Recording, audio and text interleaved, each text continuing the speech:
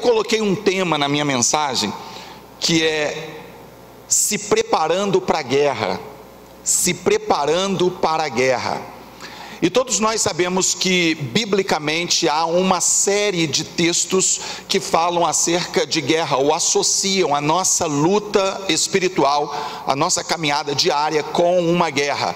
Aliás, eu procurei hoje no Google o termo Senhor dos Exércitos, e para minha surpresa, existem mais de 7.000 versículos na Bíblia que retratam Deus como o Senhor dos Exércitos, mostrando essa associação, essa ligação entre a vida espiritual e a guerra física que nós conhecemos entre nações, entre potências. O texto de Joel, capítulo 3, verso 9, ele diz assim: sendo assim, proclamai isto entre as nações, preparai-vos para a guerra, convocai os guerreiros, juntem-se todos os homens de guerra e ataquem.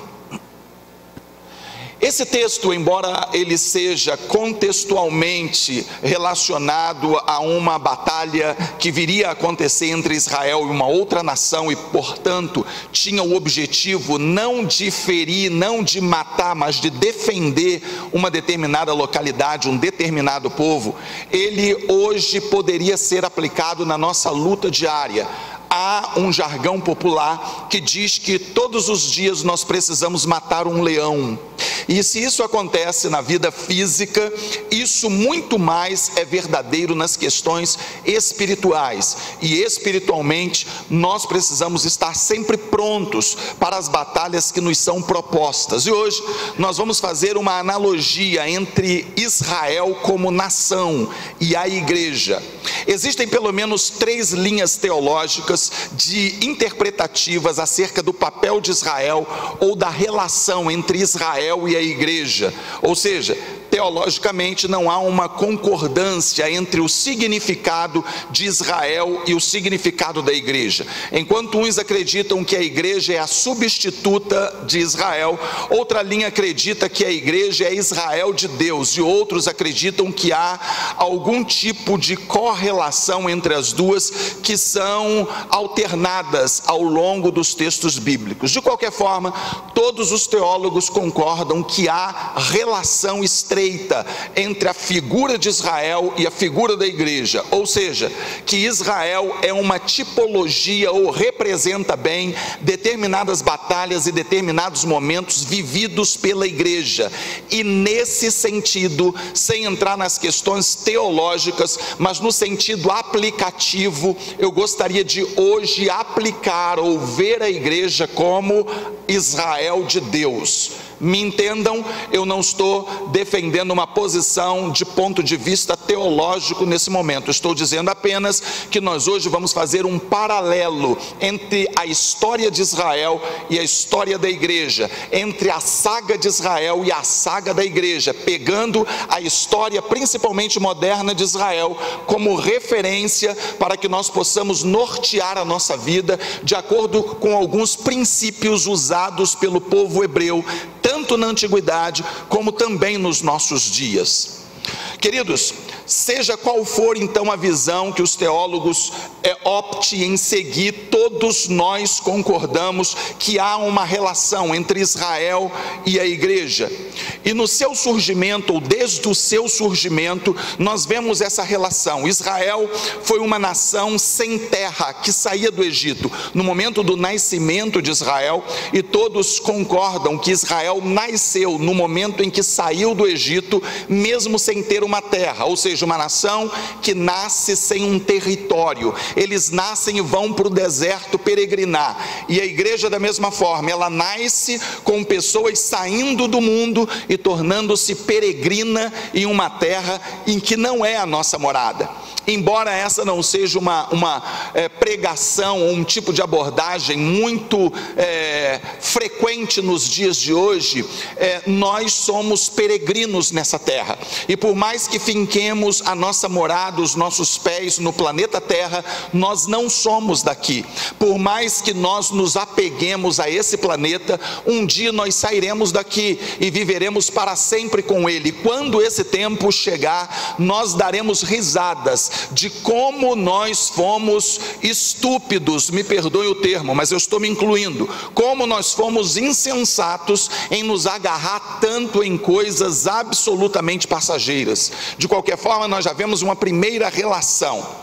Observando a história de Israel, nós aprendemos muito sobre a caminhada da igreja, isso desde o seu nascimento, desde a saída do Egito. Mas nós vamos começar justamente com a destruição de Israel agora no nosso tempo, ou pelo menos depois de Cristo. Jesus havia profetizado para os discípulos quando esses estavam muito presos ainda nessa terra, e eles mostraram toda a estrutura do templo, como eu e você muitas vezes fazemos, guardando todas as proporções, porque não há como comparar esse templo ao templo de Salomão, o templo de Herodes na época de Jesus. Nós muitas vezes entramos aqui e ficamos felizes por aquilo que Deus nos deu condições de construir, uma igreja que nasceu com a proposta de evangelizar, de ganhar pessoas para Jesus, dentro de uma cidade que, como eu tenho dito recorrentemente, uma cidade bem assistida em termos evangélicos. Temos boas igrejas, temos grandes pastores, mas nós estabelecemos a igreja aqui, crescemos e construímos um templo estruturalmente bom, bonito, e às vezes nós chegamos e ficamos alegres com isso. Os discípulos também caíram nesse erro, e incorrendo nesse erro, eles mostraram para Jesus o templo, como se Jesus nunca tivesse visto, e ele disse: não ficará aqui pedra sobre pedra que não seja derrubada. No ano 70, depois de Cristo, o general Tito destruiu completamente Jerusalém, derrubando o templo, jogando por terra toda aquela estrutura e expulsando os judeus, ou pelo menos fazendo uma grande pressão sobre os judeus. Houve uma resistência do povo judeu até aproximadamente o ano 73, onde o último foco de resistência, numa fortaleza herodiana chamada Massada, à margem do Mar Morto, foi tomada, e a partir dali Roma reinou absoluto em Israel, fazendo com que o povo judeu se submetesse completamente a ele. Israel continuou trabalhando, continuou prosseguindo em prol de sua libertação. Eu acredito que todos nós sabemos que Israel, no tempo de Roma, ou no tempo da Bíblia do Novo Testamento, era uma colônia romana. O Império Romano dominava boa parte da terra, e os judeus começaram, ou deram continuidade, a partir do ano 113 aproximadamente da nossa era, a ter novos surgimentos de rebeldia, de rebelião, e haviam muitos focos de rebelião. E no ano 131 começou a surgir um forte movimento que hoje historicamente é chamado de Bar Kokhba, ou a revolta de Bar Kokhba. A revolta de Bar Kokhba foi liderada por um homem chamado Simeão Bar Kokhba. Ele ressurgiu e começou a fazer uma série de focos de rebeldia, até que ele formou um grande exército, fazendo com que os judeus tomassem outra vez Jerusalém. E aproximadamente nesse ano 131, Jerusalém foi tomada e foi decretada por Bar Kokhba como independente de Roma, e eles expulsaram os romanos de Jerusalém. Cansado de todas essas rebeliões, o Império Romano reagiu com um contra-ataque terrível, dizimando completamente os cidadãos judeus. E no ano de 135, sob o comando de Adriano, o imperador romano, Jerusalém foi tomada. Todos os judeus foram mortos, e aqueles que sobreviveram foram expulsos da cidade. Adriano, para acabar de vez com todo tipo de rebelião, ele proíbe por decreto que todo cidadão judeu entre em Jerusalém, e ele troca o nome de Jerusalém para Aélio Capitolina, e ele troca o nome da região de Judeia para a região da Palestina. É a partir daí, ano 135 da nossa era, que começa a surgir pela primeira vez o nome Palestina sendo associada ao povo judeu, ou à região que antes era chamada de Judeia. Isso em função do reino de Judá, da tribo de Judá, na época da divisão de Roboão, filho de Salomão.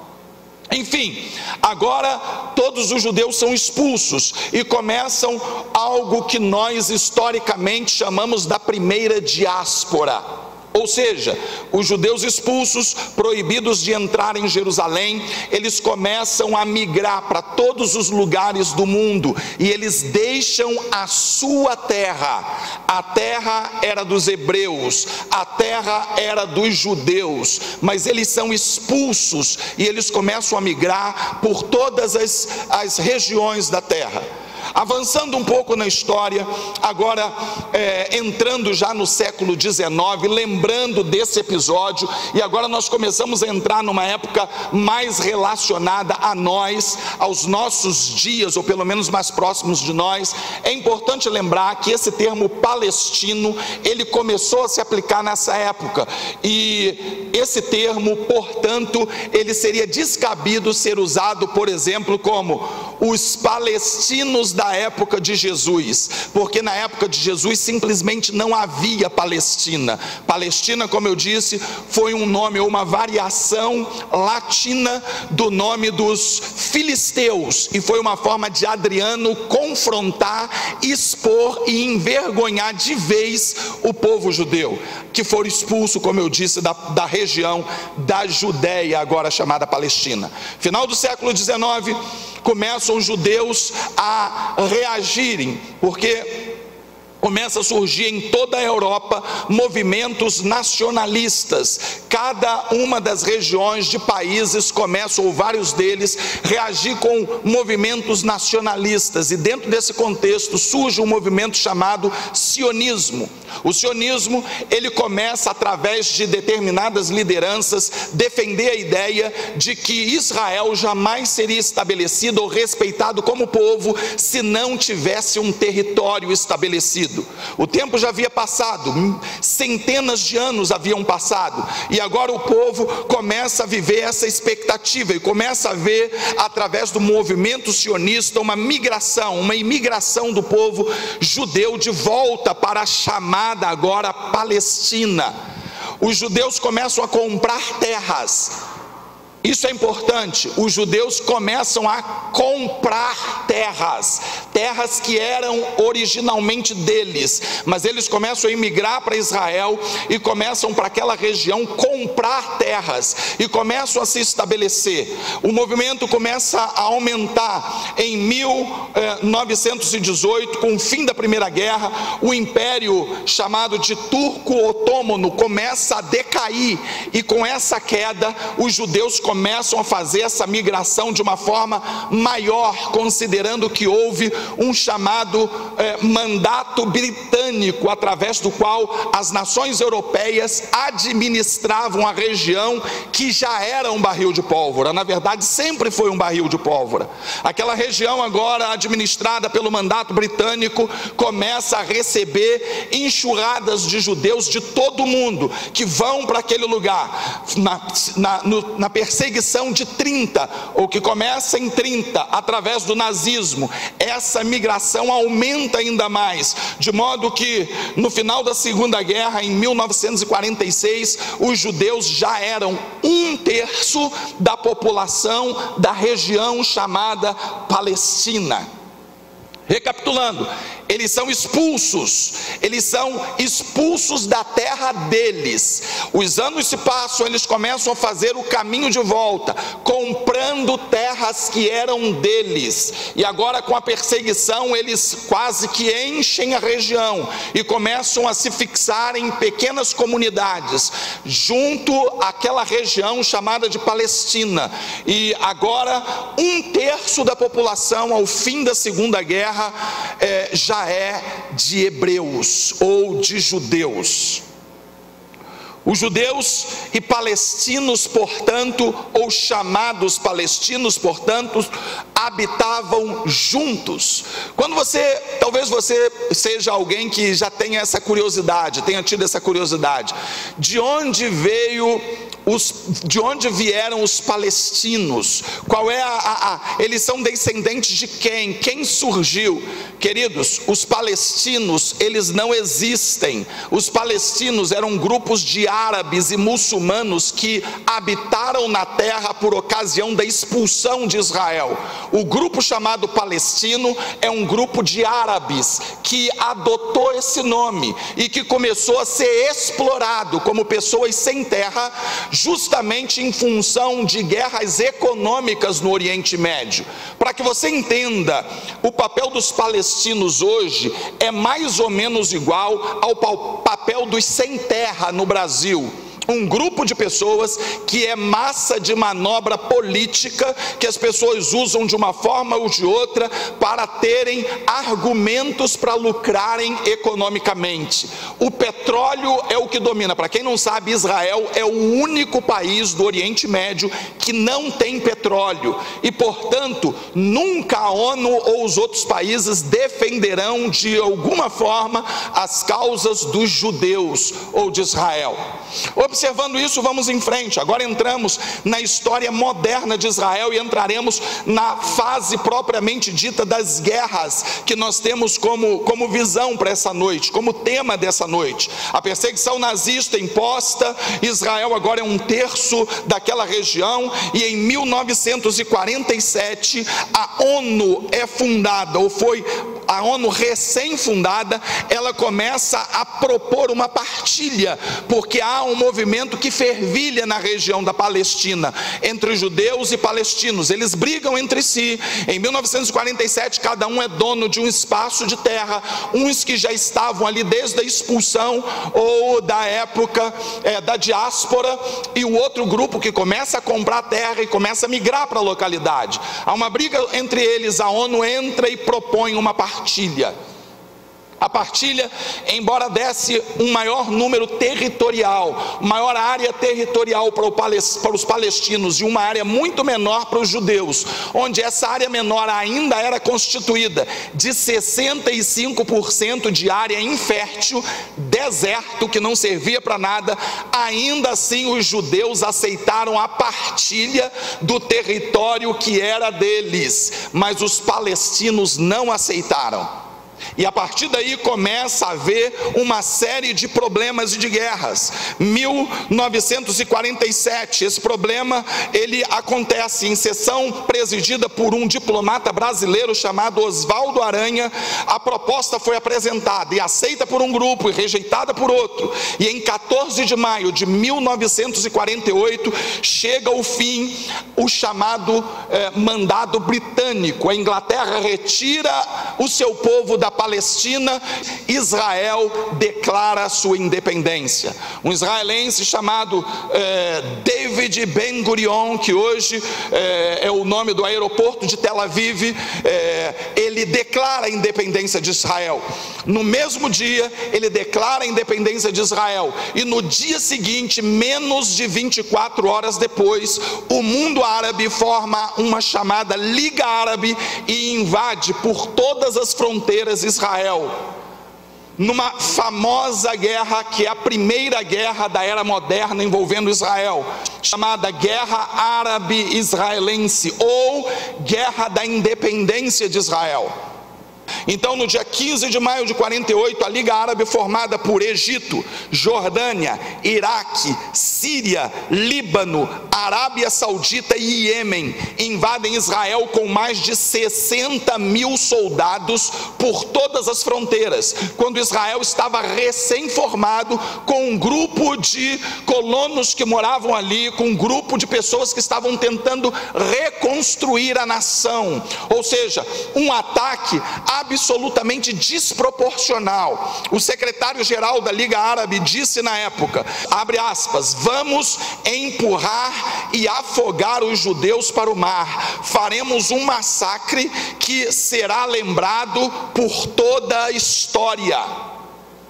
Por que ele diz isso? Só para você visualizar, tenta visualizar. Israel, de um dos lados a fronteira é o mar Mediterrâneo, ao norte a fronteira é Líbano e Síria, do outro lado é Jordânia e ao sul é o Egito. Todas essas nações envolvidas na guerra pressionam Israel, que fica sem saída. Todos os judeus são empurrados, a visão era essa, para o mar, e destruiria completamente toda a possibilidade deles ressurgirem como nação, menos de 24 horas depois de declarada a independência. Para surpresa, para espanto de todo mundo, Israel milagrosamente vence a guerra, com estratégias de guerra que são estudadas até hoje pelas grandes nações. Israel vence milagrosamente, o tempo passa, essa batalha fica conhecida como a catástrofe árabe. Se você procurar na internet o termo catástrofe árabe, você vai ver a guerra da independência de Israel, ou guerra árabe-israelense. Eles chamam de catástrofe árabe porque os árabes deram ordens para os palestinos locais saírem, para que eles pudessem atacar e matar todo mundo que estivesse na localidade. Os palestinos saem, em parte por ordem dos árabes, em parte porque não aguentam a pressão da guerra e acabam tendo que sair. E aí começa a migração dos palestinos, e aí nesse momento, historicamente, esses palestinos se tornam refugiados.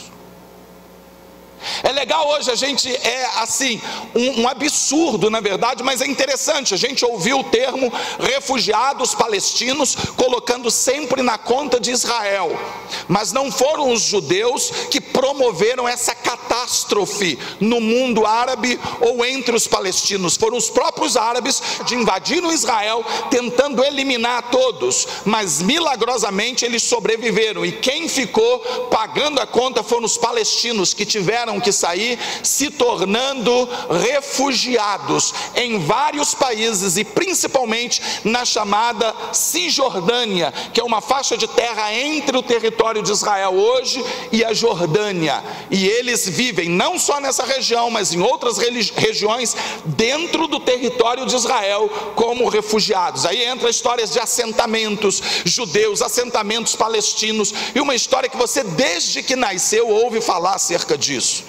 Tudo começou a partir de uma guerra de um grupo de árabes de várias nações que queriam negar a Israel o direito de viverem em terras que eles haviam comprado, e que, a bem da verdade, sequer precisariam comprar, porque era deles de direito. Eles foram expulsos de lá aproximadamente 1700 anos antes desse acontecimento. Prosseguindo, contra todas essas expectativas, como eu disse, Israel vence a guerra, cumprindo-se uma palavra de Zacarias, capítulo 12, verso 6, que diz: naquele dia porei os governadores de Judá como um braseiro ardente no meio da lenha, e como uma tocha de fogo dentro da palha, e a direita e a esquerda consumirão a todos os povos em redor, e Jerusalém será habitada outra vez no seu lugar em Jerusalém. O tempo passa, e a partir daí uma sequência de guerras começam a acontecer. Você que tem mais de 40 anos, desde que você se entende, aliás todos nós, desde que nos entendemos como gente, sempre ouvimos falar de conflito no Oriente Médio, e todos os conflitos Israel está no meio. Por quê? Vocês devem lembrar da guerra entre o Kuwait e o Iraque. A guerra era entre dois países em prol de petróleo. Israel não tem petróleo, não tinha nada com isso. Uma liga ou um grupo de aliados foi formado para combater Saddam Hussein e invadir o Iraque para tentar libertar o Kuwait, que havia sido também invadido em função dessas questões. Quando Saddam Hussein vê que não tem mais chance, que não há o que fazer, ele estrategicamente começa a bombardear Israel Porque Israel não tinha nada a ver com a história, porque haviam árabes envolvidos na liga ou no grupo de países que atacava o Iraque, e a partir do momento que Israel revida contra o Iraque, todos os árabes se trocam de lado e começam a se voltar contra Israel e consequentemente contra a liga de países que foi formada. Mas isso não aconteceu. Israel, percebendo a estratégia, recuou e não contra-atacou. Só para dar um exemplo. Prosseguindo, essa guerra chamada da independência, ou guerra árabe-israelense, foi ela que marcou todo essa história entre palestinos. Estima-se, como eu disse, 700 mil palestinos aproximadamente saíram de suas terras, ou das terras que eles estavam morando e que pertenciam aos judeus. E esses 700 mil começam agora a formar os refugiados palestinos. 1964 foi fundada a OLP, Organização para a Libertação da Palestina. Várias guerras se seguem. A guerra do Sinai em 56, e surge então a guerra dos 6 dias em 1967, onde 240 mil soldados do Egito, Síria, Jordânia e Iraque se levantam contra Israel. A estratégia estava formada. Israel, ainda um país limitado, quando observa todas as movimentações de guerra, numa estratégia também estudada pelas nações hoje, eles destroem 90% da força aérea egípcia no solo, destruindo as pistas, destruindo as aeronaves, num bombardeio ou num ataque, numa ofensiva preventiva, e começa a eliminar esses países, enfraquecer os seus exércitos com um tempo recorde. 6 dias eles vencem também milagrosamente a guerra. Israel, ele vence, e nessa guerra dos 6 dias, ele anexa ao seu território a área que hoje é chamada de faixa de Gaza e a península do Sinai, tomada do Egito. Eles anexam a Cisjordânia e a parte oriental de Jerusalém, de onde parte brigas até hoje, tomada da Jordânia, e toma as colinas de Golã da Síria. A península do Sinai posteriormente foi devolvida ao Egito num acordo de paz, onde o Egito simplesmente reconhece Israel como nação, e só por essa oficialização do reconhecimento Israel devolve a península do Sinai e o comando, o domínio sobre a faixa de Gaza. Nessa terra, nessa guerra dos 6 dias, começa a haver uma série de problemas em relação ao mundo árabe. E eles fazem, logo depois da guerra, da vergonha que passaram, uma reunião da Liga Árabe.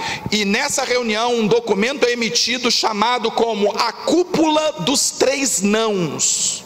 Nessa cúpula dos 3 nãos, nesse documento, a Liga Árabe determina, ou eles dizem, não ao reconhecimento do Estado de Israel, não à paz e não à negociação. Eles não estão dispostos, eles querem, na verdade, o objetivo sempre foi destruir Israel.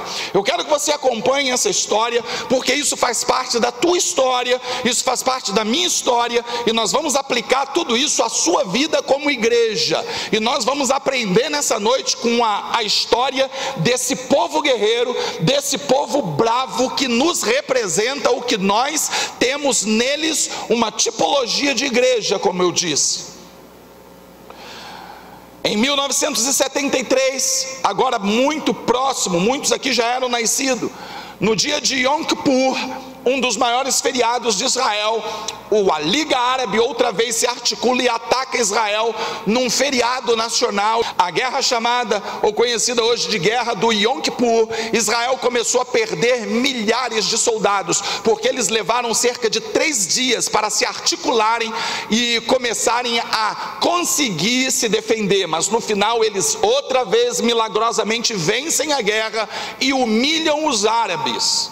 1979, o Egito faz esse acordo de paz com Israel e recebe parte de suas terras de volta. Durante os anos 70 e 80, a OLP, liderada por um homem que vocês provavelmente já ouviram falar, Yasser Arafat, ataca Israel, que bombardeou uma das suas bases no sul do Líbano. E em 1982, que foi a partir daí desse evento que nasce um grupo xiita liderado libanês chamado Hezbollah, financiado pelo Irã. Começa agora a surgir uma série de grupos terroristas, tudo anti-Israel, uma série de grupos contra o povo estabelecido por Deus. 1987, a partir de contra-ataques israelenses à faixa de Gaza, nasce o Hamas, que buscava a libertação da Palestina. Mas além de ser contra Israel, também era contra a LP. E por último, em 2001 e 2002, em decorrência de ataques suicidas contra Israel, o Estado judeu, agora fortalecido, começa a construção de muros de proteção ao redor de todas as cidades chamadas Palestinas. Um evento também que chocou o mundo, onde aconteceram muitos protestos, porque o mundo não queria que se construísse aqueles muros. O argumento é: não estamos construindo nada em terra de ninguém, estamos cercando o nosso terreno para nos proteger. Chegamos aos nossos dias, aos dias atuais, aos dias modernos, e olhando esse breve histórico da história moderna de Israel, nós começamos a fazer algumas aplicações para as nossas vidas e para a vida da igreja. Exemplos podem ser extraídos desses episódios, ou da postura de Israel em termos tanto defensivos como ofensivos. Em primeiro lugar, a primeira lição que nós tiramos ou a primeira pergunta, melhor dizendo, que vem à nossa mente: como Israel, como uma nação pequena, consegue tanto sucesso em termos bélicos? Queridos, essa pergunta é importante pelo seguinte motivo. Como eu disse, Israel tem muito a ver com a igreja, e olhando a forma como eles agem para não perderem guerra, nós podemos copiar os seus exemplos e, como igreja, sobrevivermos a ataques do inimigo. Como Israel moderno nunca perdeu a guerra. Estudiosos de guerra fizeram um levantamento e começaram a tirar algumas conclusões. Eu quero aplicar aqui algumas dessas conclusões e depois fechar com uma conclusão que é a determinante, que eles obviamente não fizeram. Em primeiro lugar, para Israel recuar não é uma opção. Presta atenção nisso, porque agora nós estamos entrando na aplicabilidade para mim e para você como igreja. Para Israel, recuar não é uma opção. As fronteiras de Israel, como eu disse, são Líbano, Síria, Jordânia e Egito, e por outro lado, o Mar Mediterrâneo.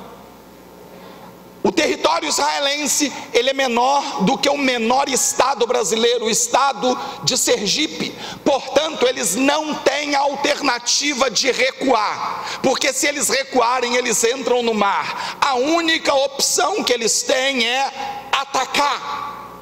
Eles não têm estratégia de se autodefender, mas de atacar. Essa é a única opção que eles têm. Na Segunda Grande Guerra, os russos, os soviéticos, eles usavam uma estratégia chamada de terra arrasada. Eles arrasavam com uma determinada região, um determinado território, e eles recuavam e davam aquele território para o inimigo. O inimigo vinha, mas a terra estava arrasada. Enquanto eles tentavam reestruturar aquela terra, eles se reorganizavam e emitiam um contra-ataque. Mas Israel não pode fazer isso, não pode ceder nada, porque então estará se suicidando no mar Mediterrâneo. Não tem espaço para fazer qualquer estratégia dessa natureza.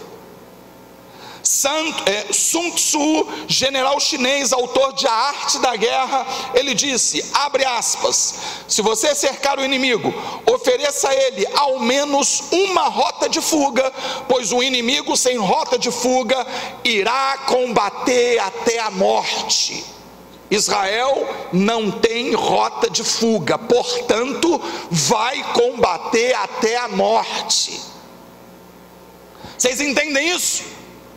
Israel não tem essa rota de fuga, e a única opção é atacar. Aplicando a igreja, eu e você como igreja não deveríamos ter rota de fuga.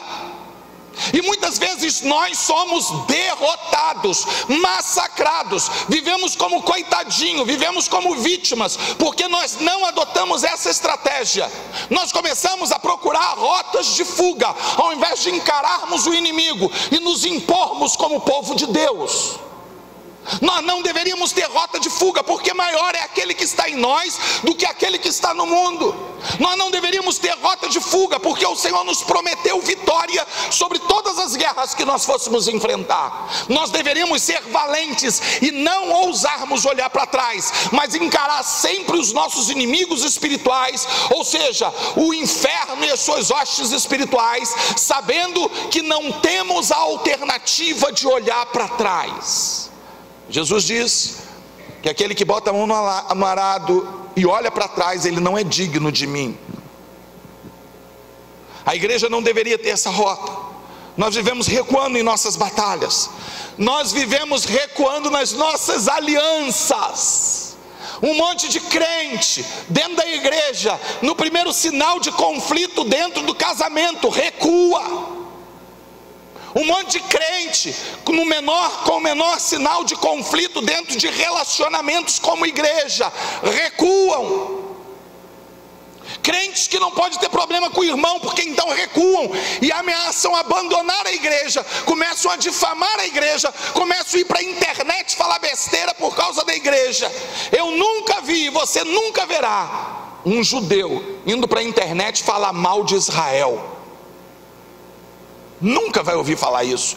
Eles defendem aquele pedaço de terra com unhas e dentes. Eles se fecham. O líder da resistência de Massada, um dia negociando com o general Silva, que estava próximo de conquistar o último ponto de resistência de Israel entre os anos 70 e 72, ele disse: vocês ainda não sabem a estratégia para nos destruir. Se você quiser nos destruir, deixe-nos em paz, porque quando vocês nos deixam em paz, nós brigamos entre nós. Mas quando vocês nos atacam, nós somos um só homem e damos a vida um pelo outro.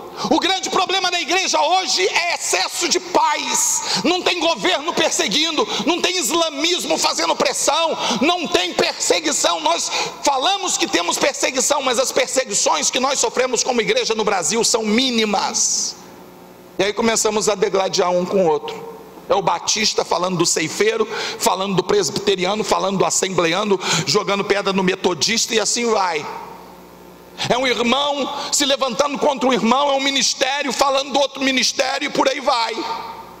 O dia que guerras mais intensas começarem a acontecer no meio cristão evangélico, nós começaremos a ser um só homem e defenderemos uns aos outros e honraremos as nossas alianças, ao invés de pensarmos na alternativa que infelizmente temos hoje, de voltar para trás, de recuar.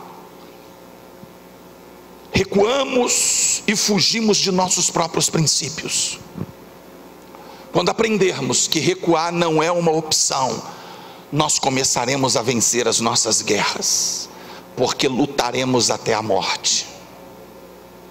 A segunda estratégia, ou o segundo motivo que Israel vence todas as suas guerras, é o treinamento rigoroso.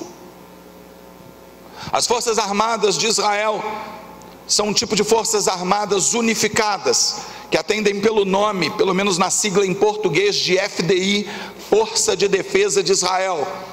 Reúne o que nós chamamos como Marinha, Exército e Aeronáutica.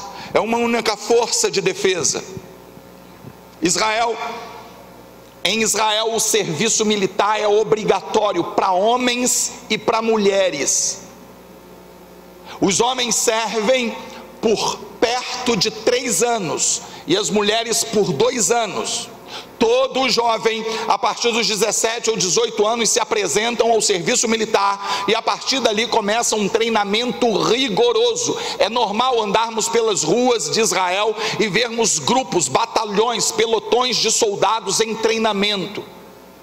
Esses soldados em treinamento, eles recebem o seu armamento e durante os 2 ou 3 anos que eles estão servindo a FDI, eles são responsáveis pelo seu armamento. E qualquer coisa que acontecer com o seu armamento, eles são responsabilizados. Isso significa que mesmo fora de horário de serviço, eles estão armados. É normal você ver um jovem de 18, 19 anos na praia, no shopping, fazendo um lanche, num restaurante, passeando com a namorada, com um fuzil ou uma metralhadora atravessado. É normal. Você vê isso muitas vezes, porque eles literalmente dormem com o seu armamento, porque qualquer coisa que aconteça, eles são responsabilizados. Depois de 3 anos, eles vão para a reserva, mas na reserva, eles têm um treinamento militar periódico. Todos os anos, eles são submetidos a uma reciclagem.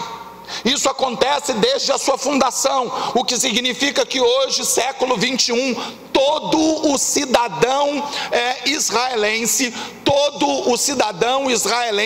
com menos de 40 anos de idade faz parte da FDI. Eles têm um contingente hoje de 175 mil soldados na ativa e 400 mil na reserva.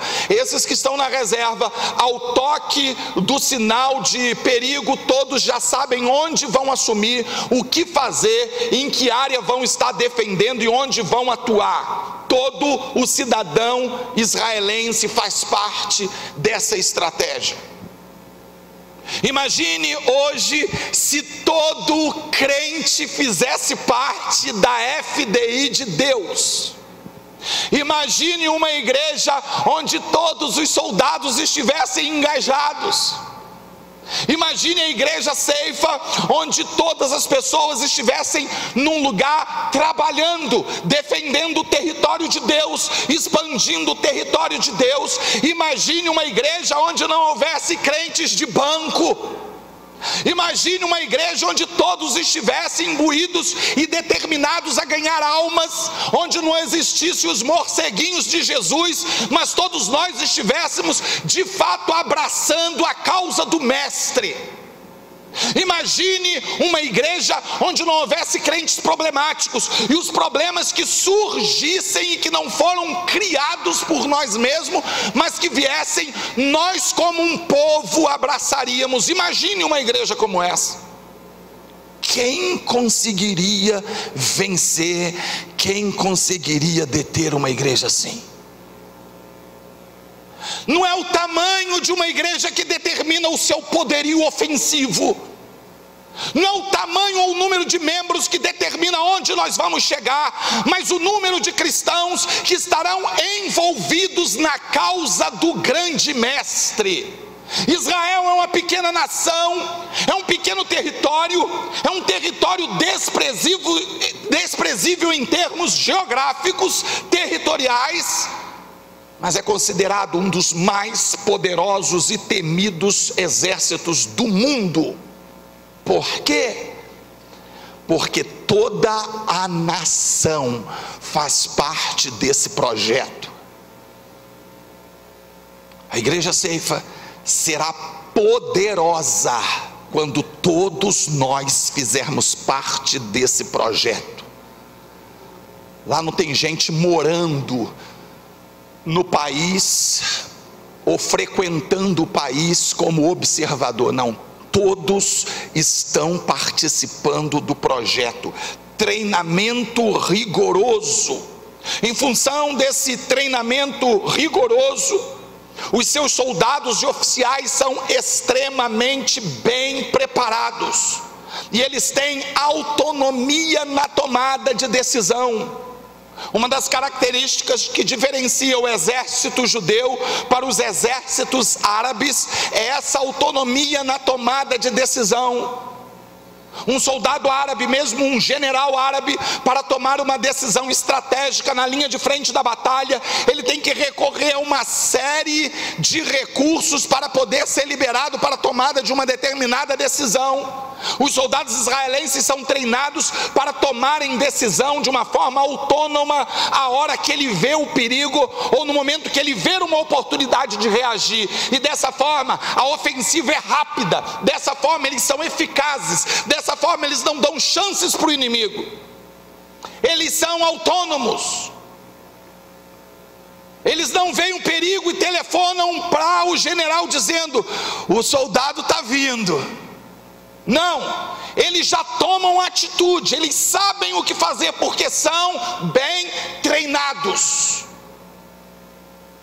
Quando olhamos para a igreja, nós vemos claramente esse princípio não sendo vivido.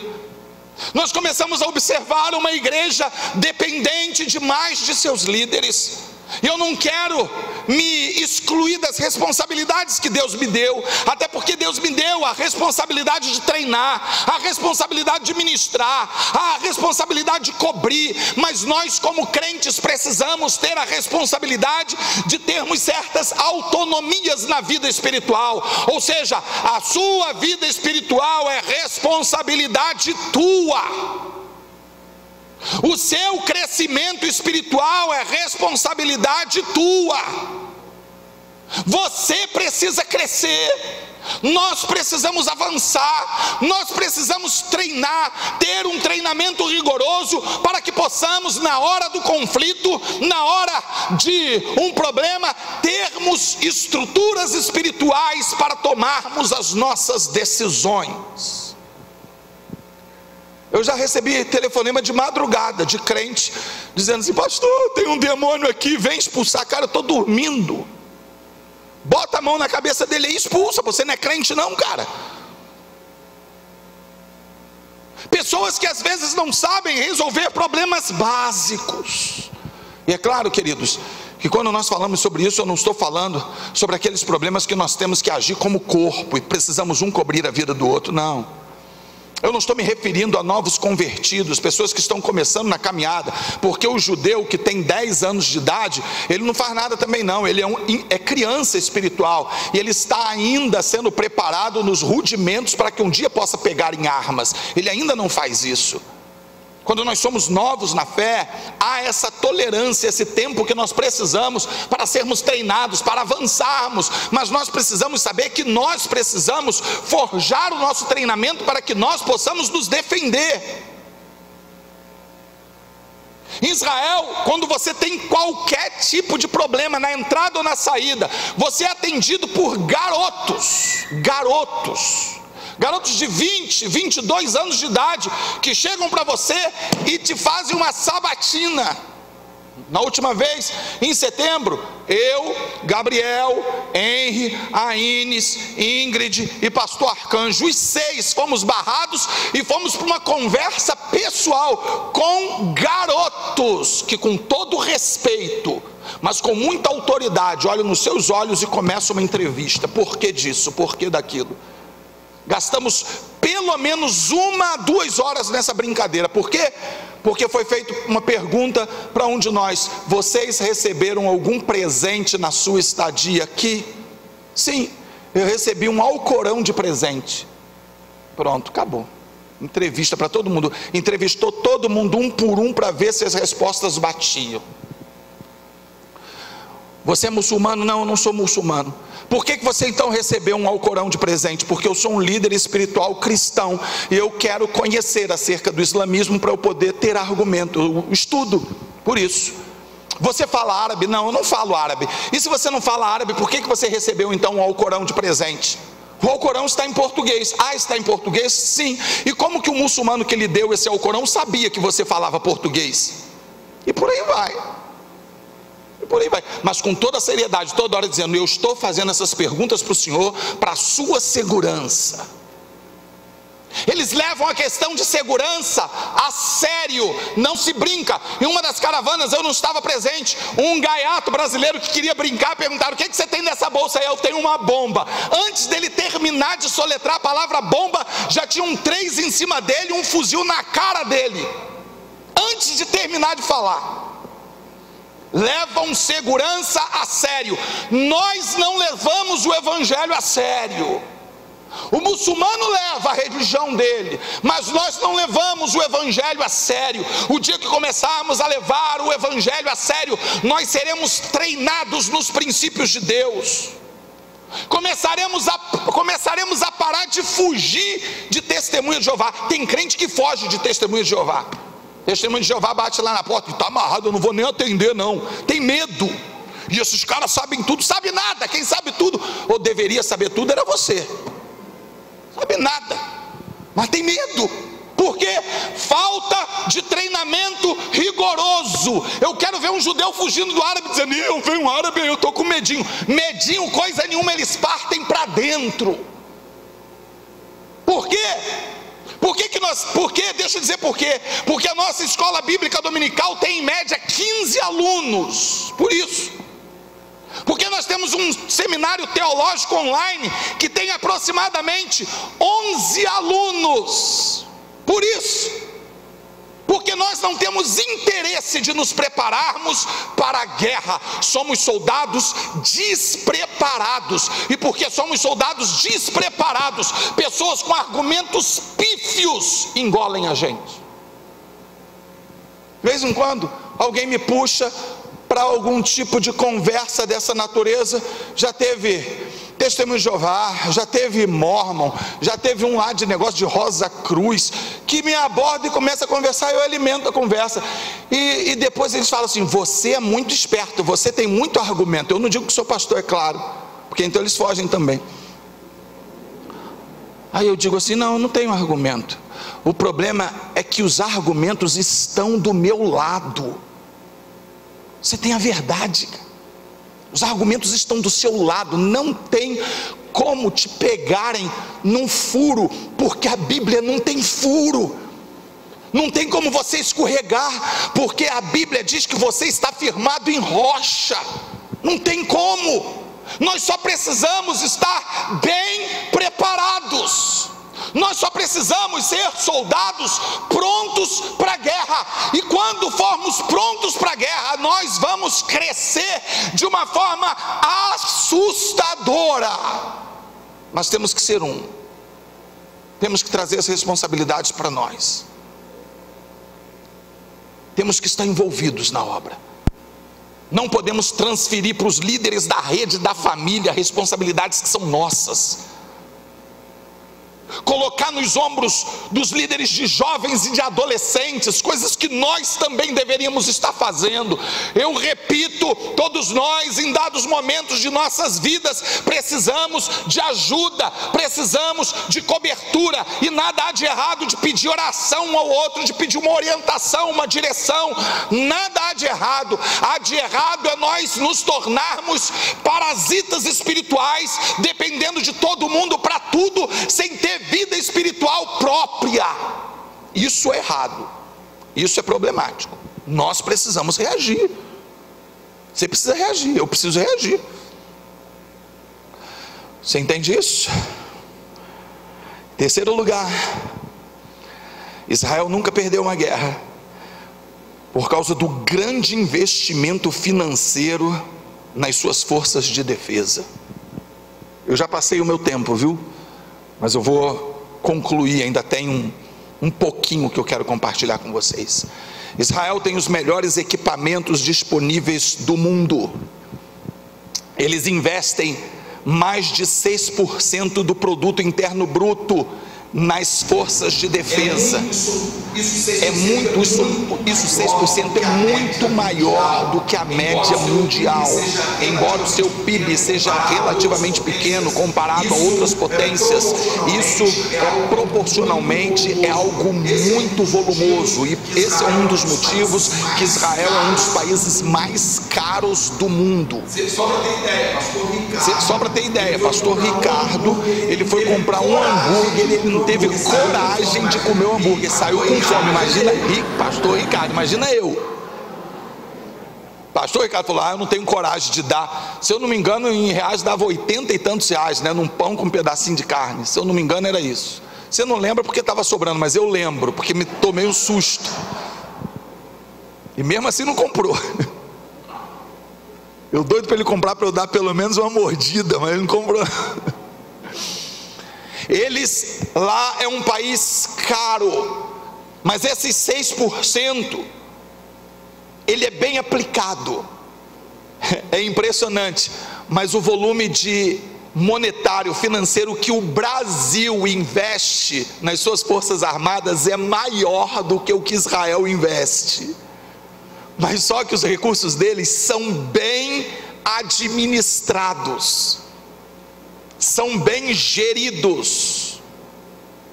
Eles têm sistemas de defesa que são únicos no mundo. Quando o investimento e os nossos projetos são bem feitos, queridos, nós temos sucesso. Aliás, os investimentos que fazemos determinam o valor que nós damos a determinadas causas. Israel é um país onde você se sente seguro, porque sabe que eles investem pesado na defesa, e investem bem, administram bem. Muitos de nós somos cristãos problemáticos, muitos de nós somos cristãos que estamos cheios de dores, cheios de crises, porque não investimos os nossos recursos da forma apropriada. Muitos de nós passamos dificuldade financeira, não pelo pouco que ganhamos, mas pelo muito que esbanjamos.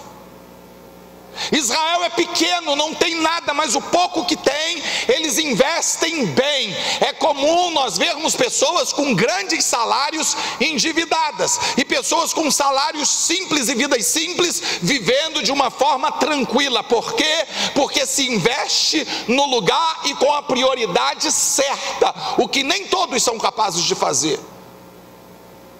Existem pessoas que, em termos evangélicos, dizem que amam a Deus. Existem pessoas que dizem que amam o evangelho, amam a igreja, valorizam a sua salvação, mas vivem discutindo se o dízimo é bíblico ou não, se é para os nossos dias ou não, porque ele não quer investir naquilo que ele diz acreditar. Ele não quer investir naquilo que ele diz amar. Ou seja, os seus investimentos são incompatíveis com as suas declarações. Ele diz que ama a igreja, acredita no resultado dos investimentos da igreja, mas ele mesmo não coloca o seu dinheiro ali. Ele diz uma coisa, mas os atos demonstram outra. Existem pessoas que dizem amar a família, mas não investem de forma apropriada na família. Existem pessoas que dizem amar a família, mas não saem da porta de um bar, gastando dinheiro que poderia ser investido de outra forma. O dinheiro é meu, você não tem nada com isso. Eu não tenho mesmo, mas eu estou passando informações que acho que podem ser interessantes para as nossas vidas. Você administra e gasta o seu recurso da forma que você quiser, mas se você quiser sucesso na sua vida, invista o seu recurso no lugar certo e da forma apropriada, porque você vai ficar passando dificuldades desnecessárias, e o tempo do aperto pode vir, e você pode ficar em apuros. Israel investe de forma certa, ele investe na sua defesa, porque acredita que a sua defesa é algo importante. Nós precisamos investir os nossos recursos, e quando eu falo de recurso, eu não estou me referindo apenas a dinheiro, eu estou falando acerca do nosso tempo, acerca da nossa atenção. Eu estou com a intenção de tirar um dos meses do ano, provavelmente abril ou maio, para ministrar sobre criação de filhos durante todas as quintas-feiras. E deixa eu cantar pedra sobre o que vai acontecer. As pessoas que mais precisam desse tipo de investimento, elas não aparecerão aqui, porque elas não priorizam a importância dos filhos e da criação dos seus filhos. Eu tenho visto isso. As pessoas que mais precisam de investimento na família são as que não vão para o encontro de casais. As pessoas que mais precisam estudar, elas não vêm na escola bíblica. Nós simplesmente damos de ombros para as questões onde nós somos mais deficientes, e isso é uma consequência, isso denuncia o porquê somos deficientes naquela área, porque não damos a devida importância. Existem filhos de pessoas que estão aqui hoje que vão se perder, filhos de pessoas que estão aqui hoje que vão entrar no caminho da homossexualidade, filhos de pessoas que estão aqui hoje que vão entrar num caminho sem volta de tragédia espiritual e emocional. E eu não estou profetizando coisas ruins para a sua vida, eu estou fazendo um diagnóstico de coisas claras que estarão acontecendo se você não tomar uma decisão e não investir da forma apropriada na sua família. Filhos órfãos de pais vivos, filhos que não têm atenção dos seus progenitores, filhos que nunca viram, não sabem o que é um pai presente, abraçando e falando acerca das coisas boas da vida e ensinando princípios de Deus. Esses dias eu fiquei muito mal no meu coração quando uma jovem, com a idade aproximada da minha filha, ela falou comigo uma vez: eu dormi na sua casa e eu fiquei triste e alegre ao mesmo tempo, porque eu vi você acordando a sua filha, e eu pensei, meu pai nunca me acordou daquela forma.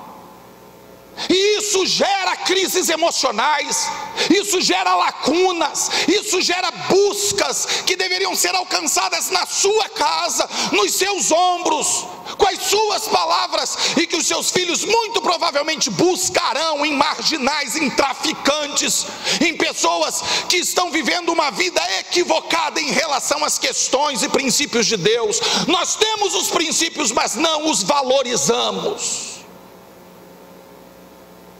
E existe uma série de crianças, de jovens adolescentes com lacunas emocionais impreenchíveis. Os consultórios psicológicos estarão cada dia mais cheios, e os psiquiátricos também. Os problemas são recorrentes, os erros são sempre os mesmos. Nós não valorizamos, não investimos na forma apropriada no bem maior que Deus nos deu, que é a família. E hoje, um número de famílias destruídas dentro da igreja é muito parecido com o número de famílias destruídas lá fora. Por quê? Porque temos os princípios, mas não colocamos em prática, não fazemos os investimentos apropriados na nossa casa, transferimos responsabilidades. Pais que transferem a responsabilidade para a TV, pais que transferem a responsabilidade para a internet. Eu fui almoçar há muitos anos atrás na casa de um líder, e eu percebi, eu dei a falta do seu filho, que devia ter uns 15, 16 anos na época, que não almoçou com a gente, que eu nem vi a cara dele, estava trancado no quarto. Eu perguntei: meu querido, cadê fulano? Ah, ele está no quarto, ele está na internet. E ele não vai almoçar? Não, ele fica lá o dia todo. E você não se preocupa? Não, eu prefiro lá, porque lá eu sei onde ele está. Eu disse: a última coisa que você sabe é onde ele está, cara. Você pode saber o que for, mas onde ele está você não sabe. Você sabe onde ele está fisicamente, mas por onde ele está navegando, com quem ele está conversando, o que está acontecendo você não sabe. Mas ele estava transferindo responsabilidades que eram dele para a internet. E nós fazemos isso desde cedo com os nossos filhos. O nosso filho começa a perturbar na hora do culto, ao invés de exercermos a autoridade que Deus nos deu para a vida dele e dizermos: olha, quietinho. Quem é que foi criado na igreja e quando começava a fazer bagunça tomava um beliscão do pai? Levanta a mão aí, tem alguém? Um monte. Ué, vocês não desviaram não? Ficaram traumatizados com a igreja não? Eu aposto que cada um de vocês glorificam a Deus pelos beliscões que o pai e mãe de vocês deram, da bronca que tomaram dos pais e das mães, mas hoje isso não existe. Por quê? Porque não queremos nos indispor com os nossos filhos, porque hoje quem manda na nossa casa são eles. Já cansei de ver filhos de 4, 5 anos esperneando, se jogando no chão em shopping, apontando para uma vitrine, dizendo: pai, eu quero. E o pai: eu não tenho dinheiro, mas eu quero. E o pai vai lá e deve sacrificar o feijão com arroz, meu irmão, porque dá. Porque se não der, o bicho pega. O filho dá até na cara dele. Falta de investimento. Aí para o filho ficar quieto, ao invés de exercermos autoridade, damos o celular na mão dele, botamos o desenhozinho e colocamos: ó, fica no WhatsApp aí, ó, fica, ó, vai ver esse desenhozinho, e bota na igreja para ver o desenho. Quando tiver com 15 anos, você vai chamar a atenção dele. Na igreja, mexendo em WhatsApp, no Facebook, ele vai olhar para você, ele vai entrar em crise, porque foi você que ensinou. Ele não vai entender. Que isso? É mais fácil. Não é mais fácil, mãe, você lavar a louça do que insistir, ficar todo dia insistindo para a mocinha lavar? É mais fácil você pegar e lavar. Não é mais fácil você fazer alguma tarefa da casa, homem, do que insistir para aquele adolescente que você tem em casa fazer, e você mandar 10 vezes ele: você cansei, você vai lá e faz? Não é mais fácil? É mais fácil. E a gente acaba fazendo isso. Os nossos filhos estão sendo treinados para a incompetência. Aí lá na frente, quando se desviarem dos caminhos do Senhor, nós vamos lamentar: meu Deus, onde eu errei? Em tudo. Errou em tudo. Errou em tudo porque deixou de investir no tempo apropriado na educação, nos princípios dele. Eu sei que existem crianças que não são fáceis, e eu sei porque vivi isso. Meus filhos não nasceram grandes, não. Mas às vezes nós não fazemos os investimentos apropriados, temos medo de como que o filho vai reagir com a gente. O que o seu filho precisa é de uma figura de autoridade, de alguém que esteja na liderança e mostre para ele os princípios, e ele vai te amar por isso. Vai te amar por isso. Eu cansei, eu e Lene, de nos indispormos com Júlia, por exemplo, quando era menorzinha, que queria ir para determinados lugares, e nós dizemos: você não vai. Mas a filha de fulano, que é da igreja, vai. Mas você não é filho de fulano, você é filha minha e dela. E era choradeira, era problema. Pergunta a ela hoje, ela diz: graças a Deus porque agiram assim, porque hoje é crente, temente a Deus, está aqui cultuando e fazendo parte de ministérios. O que é isso? É investimento da forma apropriada. Ou nós investimos na nossa casa, ou vamos perder a nossa família. Isso é algo óbvio que precisa ser digerido por cada um de nós, e aprendido, entendido e vivido. Israel, último ponto, terminando, agora vai terminar. Israel decidiu que não será mais vítima. O lema da FDI é: nunca mais. Nunca mais ao holocausto. Nunca mais a ser um povo coagido, violado, sofrido, vitimizado. Nunca mais. Há uma fortaleza antiga chamada Massada, falei sobre ela no início, que foi o último foco de resistência dos judeus na revolta de 70. A história conta que os romanos conseguiram conquistar Massada 2 anos depois de sua ocupação, e eles massacrariam os quase 1000 ocupantes de Massada. Mas quando o general Silva chega com sua tropa no alto da montanha onde estava estabelecida a fortaleza, para sua surpresa, todos estavam mortos. Eles se mataram, fizeram um pacto, e eles determinaram que era melhor morrer por suas próprias mãos do que pelas mãos do inimigo.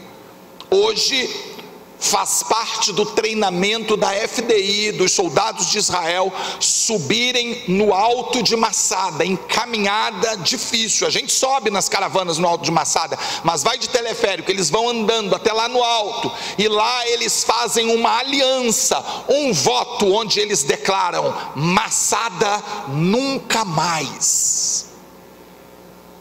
Nunca mais seremos vítimas dos romanos, nunca mais seremos vítimas dos nazistas, nunca mais seremos vítimas dos árabes, nunca mais nos submeteremos a quem quer que seja, a não ser o Todo-Poderoso. E com seu quipar eles fazem esse voto, representando que há alguém sobre eles, mas esse alguém não são alemães, não são árabes, não são romanos, é Deus.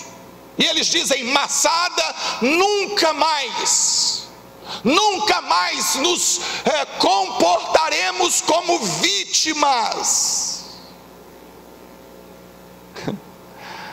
E olhando para a igreja, a gente detecta um monte de cristão vitimizado,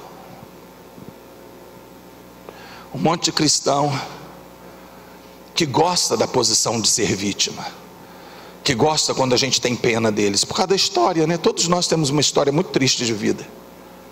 Eu sei que há pessoas aqui que sofreram muito, há pessoas aqui que foram pobres de passarem necessidades. Eu sei que há pessoas aqui que foram violentadas, abusadas. Eu sei que há pessoas aqui que foram traídas, pessoas aqui que têm motivos para dizer: eu não vou confiar mais em homem, ou eu não vou confiar mais em mulher, eu não confio em ninguém. Eu sei que por trás de muitos aqui há uma história tenebrosa, mas por trás de cada judeu há também. E eles poderiam se colocar como vítimas e continuarem sendo escória do mundo, e você também tem essa opção. Mas você tem a alternativa de dizer na sua vida: Massada nunca mais. E você levantar sua cabeça e dizer: eu sofri, eu padeci, mas Jesus me libertou e eu sou liberto.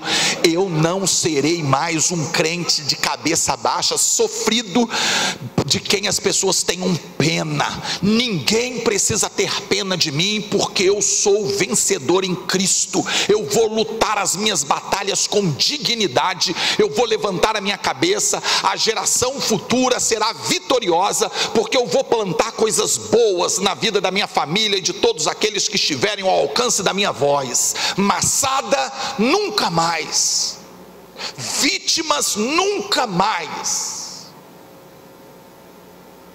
E fechando, concluindo o que obviamente nenhum estrategista de guerra falou: o fator Deus estar conosco. Você pode ter treinamento rigoroso, pode decidir que não será mais vítima, você pode não ter rota de fuga, você pode fazer todos os investimentos cabíveis na sua vida e na sua família, mas se você não estiver em Deus, tudo isso poderá ser em vão. Não é isso? Você pode guardar a sua casa e fazer todos os investimentos, mas se o Senhor não guardar a sua casa, em vão trabalharão aqueles que tentam guardar. Se o Senhor não tomar conta da tua cidade, inútil será o trabalho daqueles que tentam edificá-la. Nós precisamos confiar a nossa vida nas mãos de Deus. É bom lembrar que Israel, em todas as batalhas vencidas, todas as guerras vencidas, eles sofreram muitas baixas, e nós sofreremos também, você sofrerá também. Nós não venceremos todas as batalhas, nós venceremos a guerra, e há uma diferença muito grande nisso, mas nós precisamos lembrar sempre que Deus está conosco. Quando você tem Deus ao seu lado, a vitória final será certa. Gideão tinha apenas 300 soldados contra milhares de soldados inimigos, mas ele venceu. Davi tinha apenas algumas pedrinhas e um gigante à sua frente. Uma única pedrada foi suficiente para derrubar o gigante. Daniel estava sozinho numa cova de leões famintos, mas ele sobreviveu. Não importa quantos estarão ao seu lado, o que importa é do lado de quem você estará. Se você estiver com Deus, você vencerá as suas frustrações, você vencerá a sua dor, você será vitorioso. Amém? Era isso que eu queria falar para vocês hoje. Era essa analogia, essa comparação que eu gostaria de ministrar sobre a sua vida. Você não precisa ser um soldado derrotado. A guerra vai haver. Eu não vim aqui prometer para vocês que o Israel de Deus viverá no mar de rosas. Não, Jesus não prometeu isso. Ele nos prometeu um campo de batalha, mas Ele prometeu a vitória final em nome de Jesus. Vamos ficar